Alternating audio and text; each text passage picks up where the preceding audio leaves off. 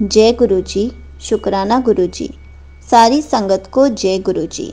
संगत जी, जब भी हम गुरु जी को अपने घर पर लेकर आते हैं, उसके बाद हमें गुरु जी को अपने आप को पूरा सरेंडर कर देना चाहिए, क्योंकि जब गुरु जी हमारे घर पर आते हैं, तब से गुरु जी हमारे घर को, हमारे परिवार को खुद संभाल लेते हैं।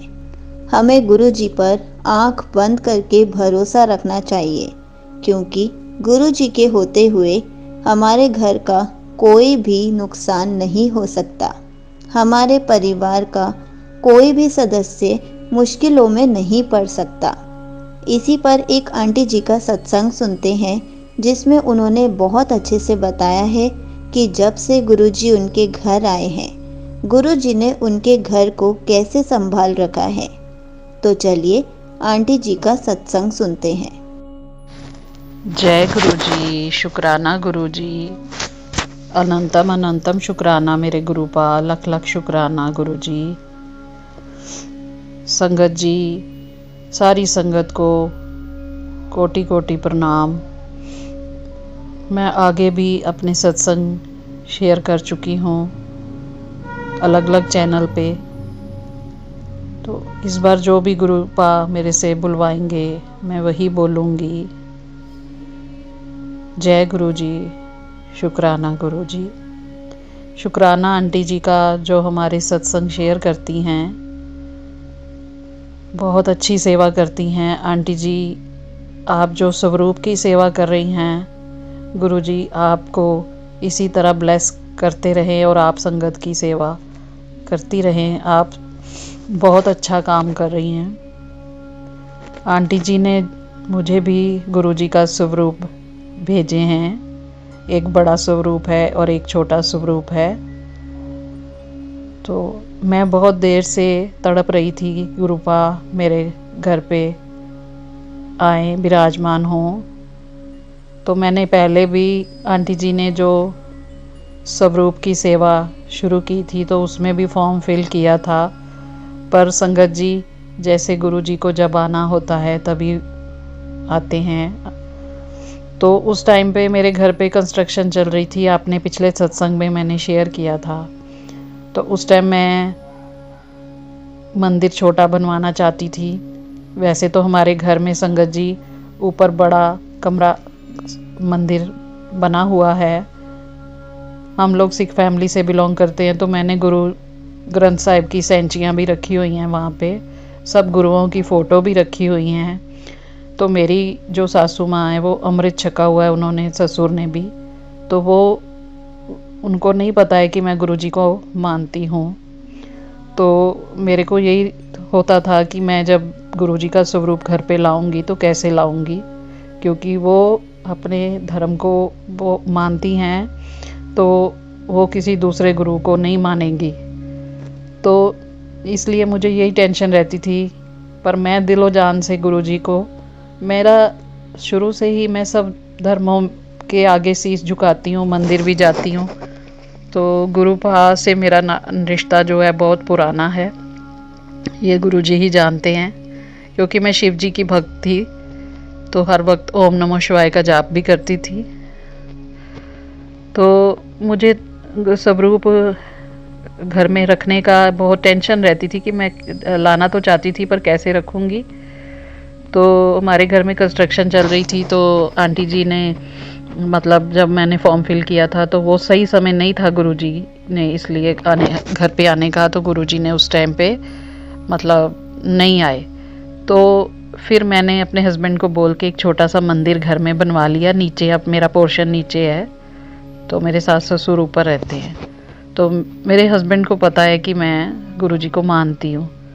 तो फिर उन्होंने मुझे छोटा सा मंदिर बना दिया, हस्बैंड ने।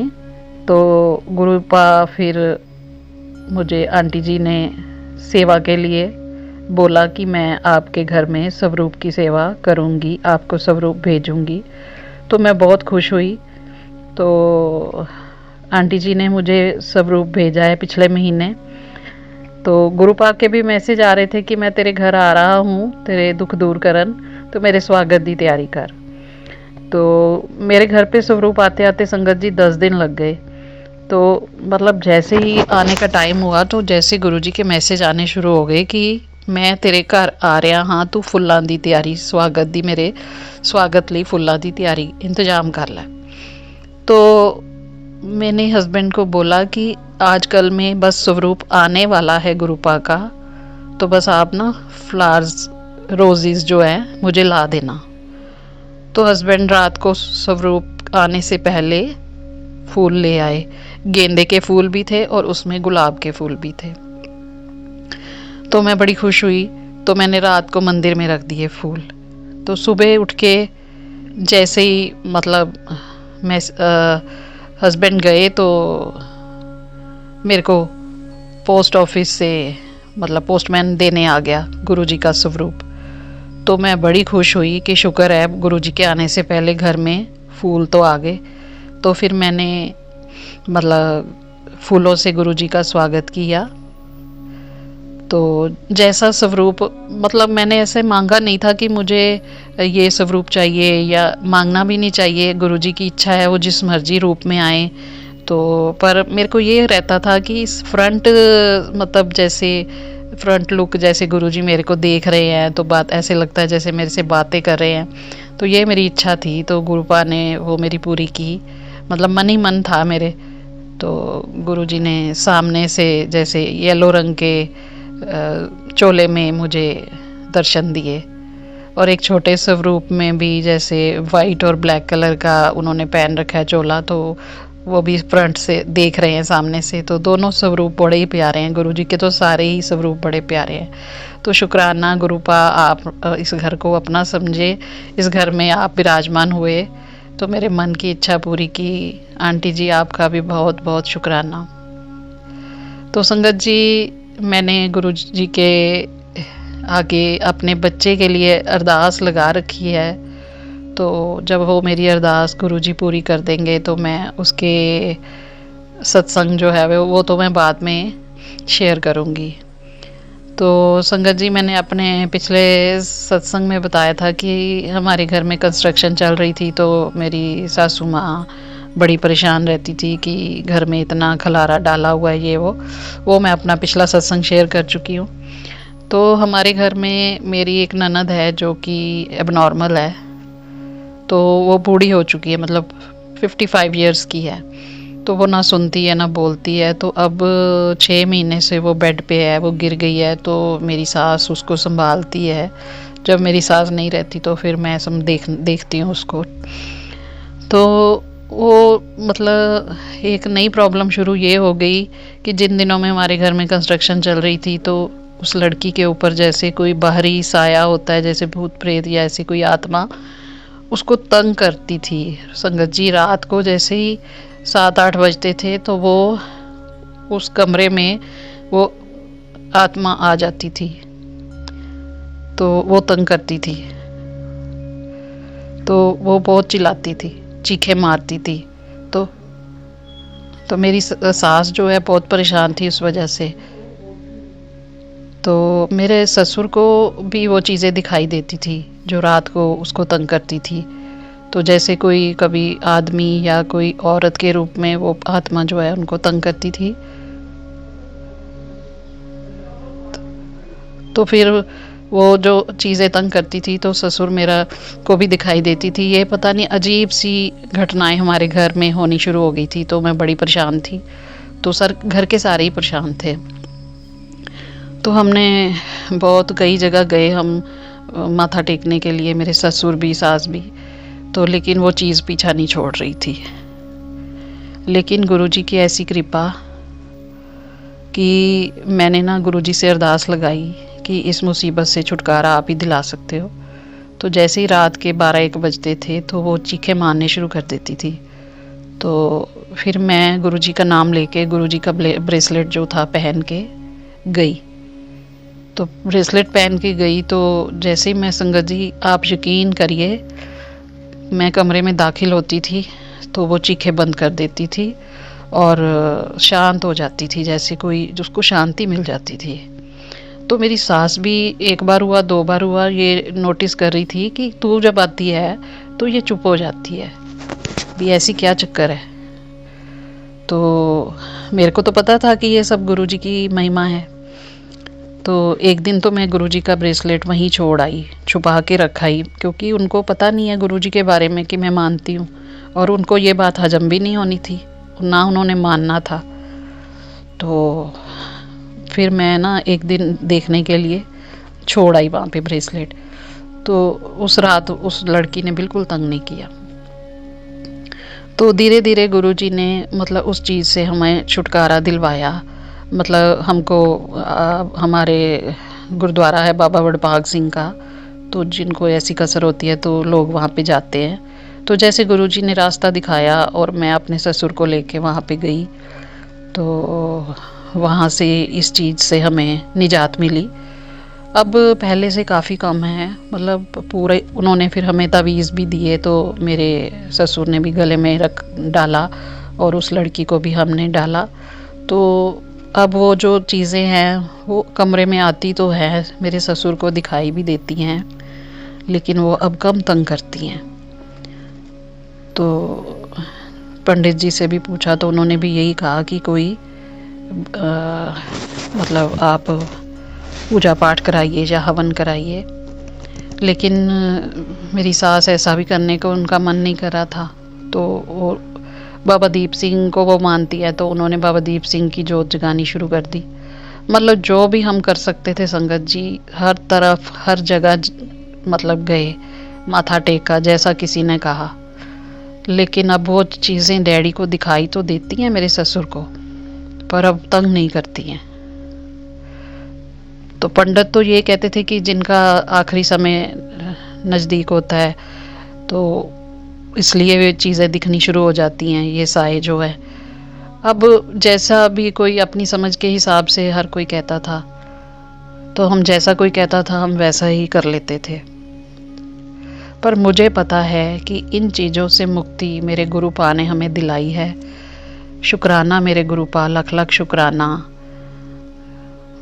हमारी रक्षा करने का शुक्राना, हमारे घर पे आके आपने जो ब्लेस किया है सबको, इस मुसीबत से हमें छुटकारा दिवाया है।